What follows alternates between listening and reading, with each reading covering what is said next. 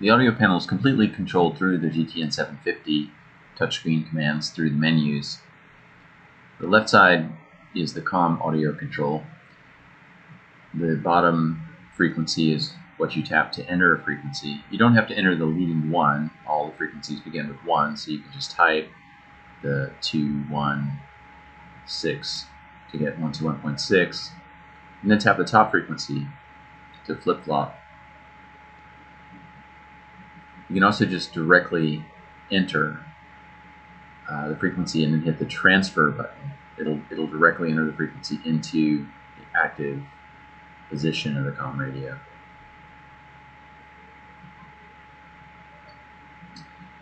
All the intercom is controlled through the GTN as well. You can control pilot, co-pilot, passenger volume, and squelch. And by pressing on the arrows, you can change where the audio gets distributed. So when the arrows are green, it means audio is being transmitted between the two participants there. You can also select down here whether the Bluetooth or music audio is being distributed to pilot, co-pilot, or passengers.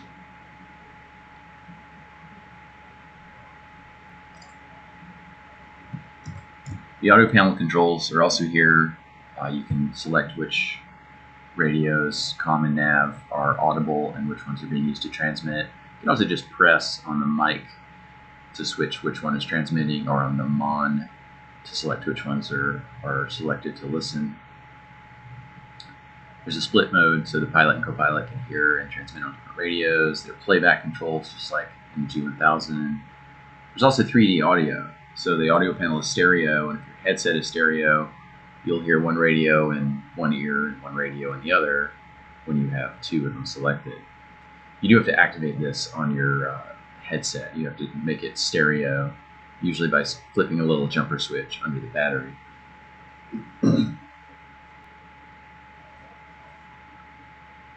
You can load frequencies directly to the radio from the waypoint info page. So if you navigate here to frequencies, now you can load the ATIS and switch frequencies, then load the ground. You can do something similar with nav radios as well.